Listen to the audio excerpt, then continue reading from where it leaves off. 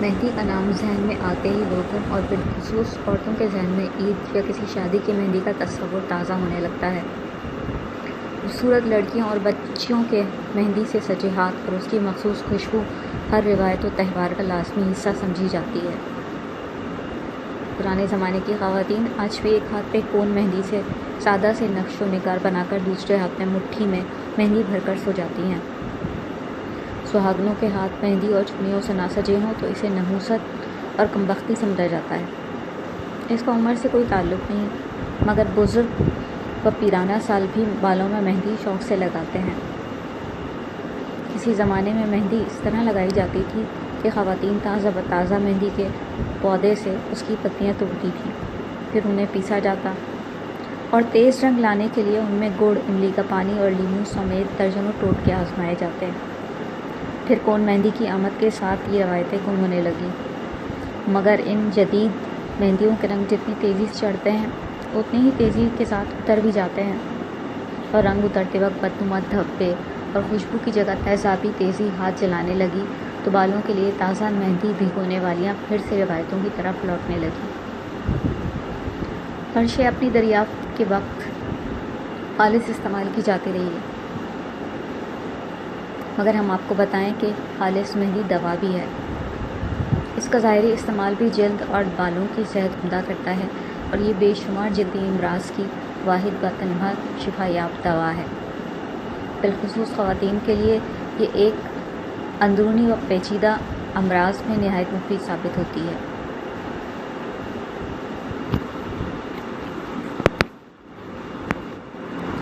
اب ہم آپ کو ایک نہایت قدیم لیکن عمدہ نسخے کے بارے میں بتائیں گے۔ اس میں تازہ حنا کو جو ہے آملہ، سکاکائی، ریٹھا، برہمی، تلسی اور جو ہے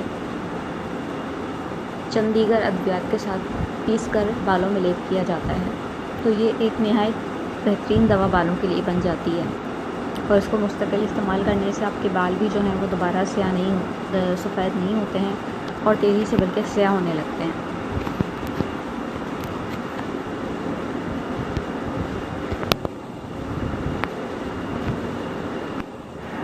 اس نسخے میں ایک بوٹی کا نام آپ کو بھیرنگراج دکھ رہا ہوگا۔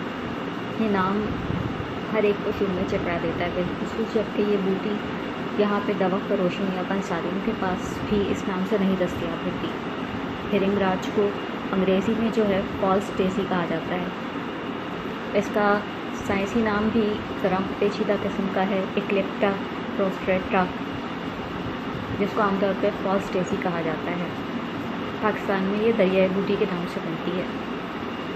بالوں کی صحت کے لیے اس کے فوائد بے شمار ہیں، گو کہ یہ اس کے علاوہ بھی کئی امراض میں استعمال ہوتی ہے، بالخصوص دل کے امراض میں۔ آخری چیز جو ہے اس کے اندر وہ میتھی دانہ ہے۔ میتھی دانہ کا ذکر جو ہے وہ طب نبی میں بھی بہت زیادہ آتا ہے، اور اس کو دل کے امراض کے لیے بے حد مفید قرار دیا جاتا ہے، لیکن اس کے ساتھ ساتھ یہ بالوں کے لیے بھی بے حد مفید ہے۔ میتھی دانہ، آملہ، سکاکائی کا پاؤڈر جو ہے اگر کلونجی کے ساتھ استعمال کیا جائے تو یہ بالوں کو بے حد چمکدار، خوبصورت اور جو ہے درازی دھیرے دھیرے کر دیتا ہے۔ جن لوگوں کے بالوں کی گروتھ کبھی نہیں ہوتی تو وہ نہایت عمدہ ہو جاتی ہے، لیکن اگر مہندی کے ساتھ لگانے کے لیے یہ جو آپ کو نسخہ دکھایا جا رہا ہے، اگر آپ یہ استعمال کرتے ہیں تو یہ بہت تیزی سے آپ کے بالوں کو بے حد خوبصورت رنگ بھی دے گا۔ بیشتر جڑی بوٹیاں ایسی ہوتی ہیں، آلو سمیت، جو کہ ایک سبزی بھی ہے، لیکن زمین کے اندر یا اوپر جو چھوٹے سائز کی چیزیں پائی جاتی ہیں وہ عام طور پہ جڑی بوٹیاں کہلاتی ہیں۔ تو آلو بھی زمین کے اندر پایا جاتا ہے۔ اب آلو کو اگر جو ہے کھلا چھوڑ دیا جائے کاٹ کے، یا اس کو لوہے کے پانی میں آمیز کر دیا جائے تو اس کا رنگ ہلکا سا سیاہ سا پڑ جاتا ہے۔ تو اس نسخے میں بیشتر چیزیں جب آپس میں ملا کے استعمال کی جاتی ہیں تو وہ سیاہی مائل سے رنگ اختیار کر لیتی ہیں، اور وہ بالوں کو بھی ویسا ہی رنگ چڑھا دیتی ہیں، لیکن یہ وہ رنگ ہیں جو نقصان نہیں کرتے، جن کو ہم ڈائی نہیں کہہ سکتے، یہ نیچرل کلرز ہیں۔ تو ہر 10-15 دن کے بعد ان کو بالوں میں لیپ کرنا ضروری ہوتا ہے، لیکن اس کے ساتھ ساتھ یہ نقصان بھی نہیں کرتی، اور جو ہے یہ بالوں کو دراز گھنا اور خوبصورت بھی بنا دیتی ہیں۔ ان کا رنگ ایسا ہی ہوتا ہے جیسے مہندی کا رنگ ہوتا ہے، نیچرل ڈائی وہی چیزیں کہلاتی ہیں۔ जो मसनूई तरीके से रंग बनाए जाते हैं तो उनको केमिकल्स वगैरह डाल के गहरा कर दिया जाता है कि वो किसी भी जगह से आसानी से छटते नहीं हैं, और बाज़ वक़्त उनका रंग इतना गहरा हो जाता है कि वो पेचीदा किस्म के केमिकल्स भी उन पर डाल दिए जाएँ तो वो छटते नहीं हैं। जबकि ये रंग आमतौर पे आपने अगर 2-3 दफ़ा बालों को धो लिया तो बिल्कुल गायब हो जाएंगे।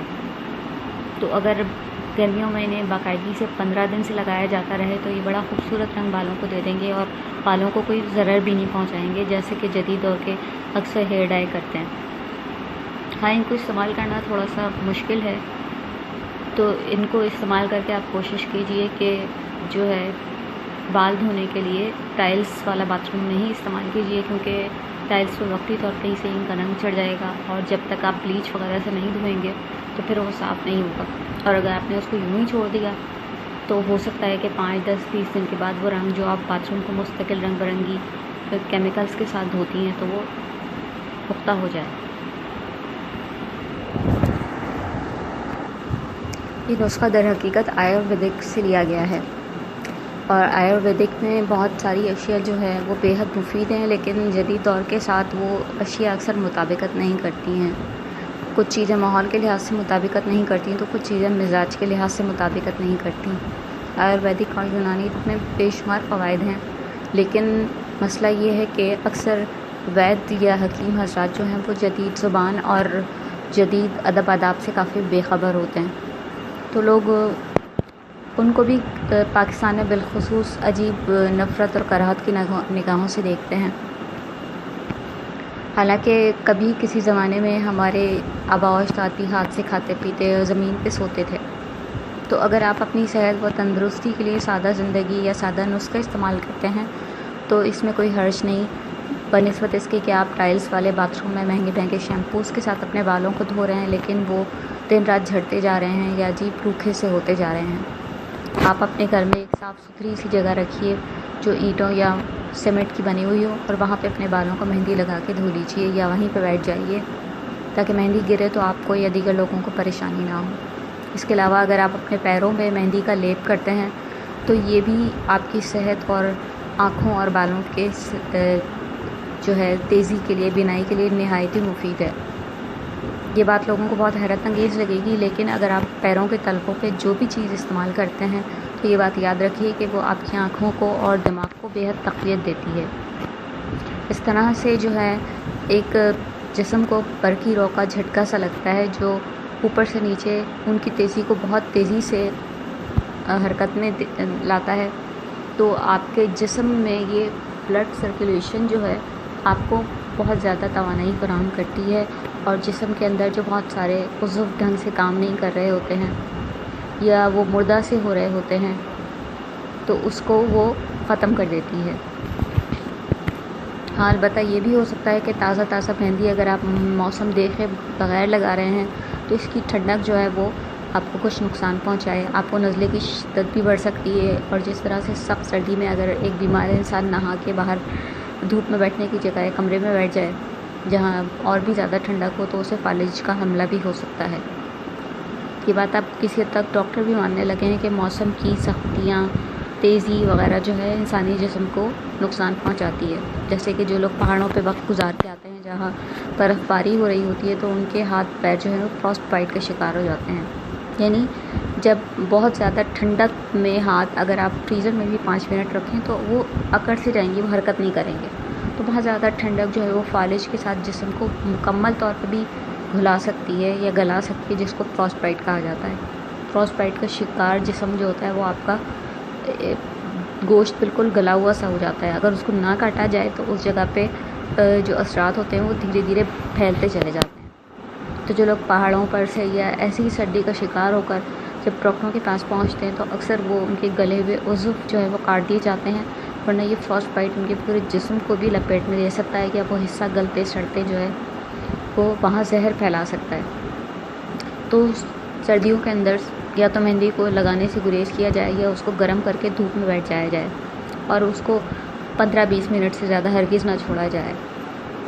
तो ये चीज़ जो है सर्दियों में भी आपको इतना नुकसान नहीं पहुंचाएगी, लेकिन फिर भी अगर बीमार या कमज़ोर लोग इस नुस्खे से परहेज़ करें तो उनके लिए बेहतर ही होगा।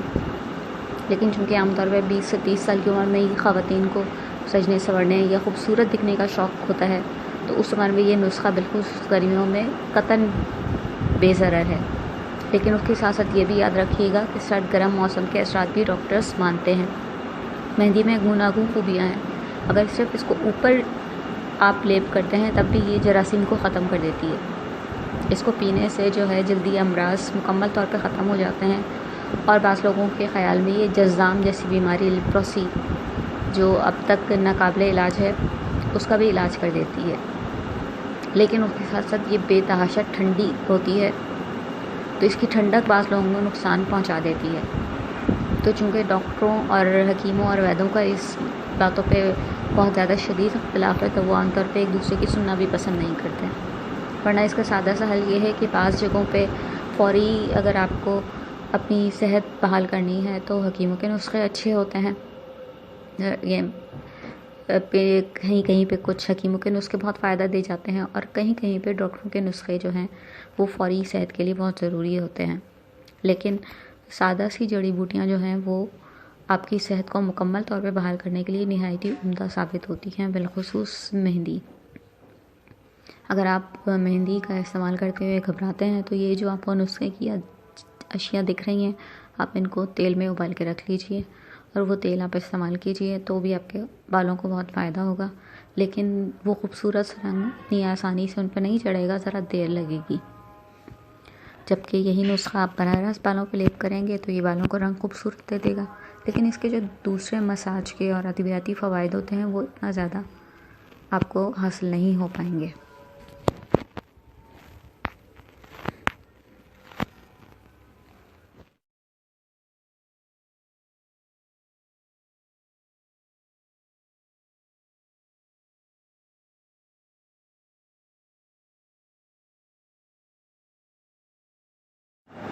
ہمیں امید ہے کہ یہ نسخہ آپ کو ضرور پسند آیا ہوگا، اور آپ اس ویڈیو کو لائک اینڈ شیئر بھی کریں گے، اور ہمارے چینل کو سبسکرائب بھی کرنا پسند کریں گے۔